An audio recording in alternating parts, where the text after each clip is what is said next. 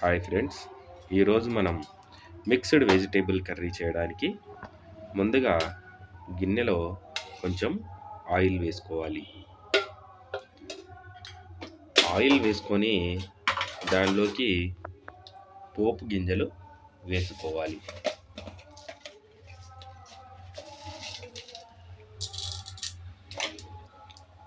కొంచెం మీడియం ఫ్లేమ్లో ఉంచుకొని ఇలా పోపు గింజలు వేసుకొని కొంచెం కలుపుకోవాలి. కొద్దిగా ఇంగువ కూడా వేసుకోవాలి. ఇలా వేసాక మనం దీనిలోకి కట్ చేసుకున్న వెజిటేబుల్ ముక్కలన్నీ కూడా దీనిలోకి యాడ్ చేసుకోవాలి. మనం ఇష్టం వచ్చిన వెజిటేబుల్ ముక్కలన్నీ కూడా కట్ చేసుకొని యాడ్ చేసుకోవచ్చు. ఇక్కడ ప్రస్తుతానికి నేను మాత్రం ఆలుగడ్డలు మరియు టమాటాలు కట్ చేసుకున్నాను. లైట్గా పసుపు యాడ్ చేసుకోవాలి. అలాగే తగినంత సాల్ట్ కూడా యాడ్ చేసుకోవాలి. ఒక్కసారి ఇలా మొత్తం కలియగలుపుకొని కొద్దిసేపు ఈ ముక్కలు ఉడికేంత వరకు మూత పెట్టుకొని ఉడికించుకోవాలి. మనం కావాలంటే దీనిలోకి కొద్దిగా బఠానీలు, క్యారెట్లు కూడా యాడ్ చేసుకోవచ్చు. ఇలా మూత మీద కొంచెం వాటర్ పోసినట్లయితే ముక్కలు చాలా బాగా మగ్గుతాయి. మధ్యలో ఒకసారి మనం మూత ఓపెన్ చేసుకొని దీన్ని ఇలా ఒకసారి కలుపుకొని చూడాలి. లోపల ముక్కలు మగ్గాయో లేదో ఒకసారి ఇలా మనం గంటెతోని ఇలా ఒత్తి చూసుకోవాలి. కొంచెం ముక్కలు మెత్తబడ్డాయి అని అంటే కూర హాఫ్ ఆఫ్ ది కూర కంప్లీట్ అయినట్టే. ఇప్పుడు కొద్దిసేపు దీన్ని మీడియం ఫ్లేమ్లో ఉడికించుకోవాలి.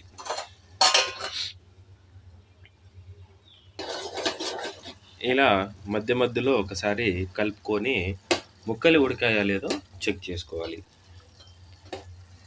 కొంచెం మనకి ముక్కలు ఉడికాయి అని తెలుసుకోవడానికి ఒక ముక్క తీసుకొని దాన్ని ఇలా కొంచెం కట్ చేసి చూడాలి. మెత్తగా అయినట్టయితే కూర ఉడికింది అని అర్థం. ఇప్పుడు మన ముక్కలు ఉడకలేదు కాబట్టి కొద్దిసేపు మళ్ళీ లిడ్ క్లోజ్ చేసుకున్నాము.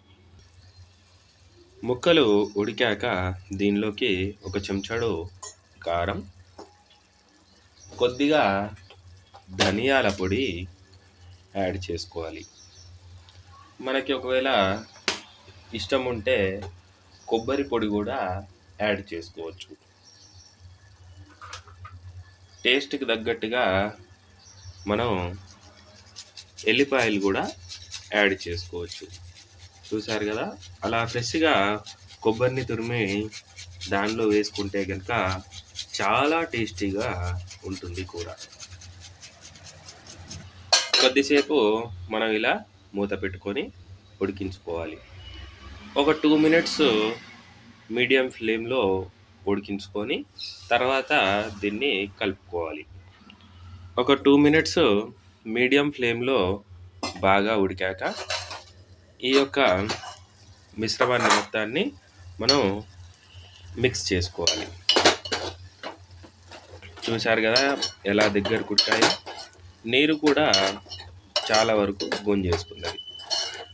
మనం దీనిలోకి ఇప్పుడు లైట్గా కొత్తిమీరను కూడా యాడ్ చేసుకోవచ్చు.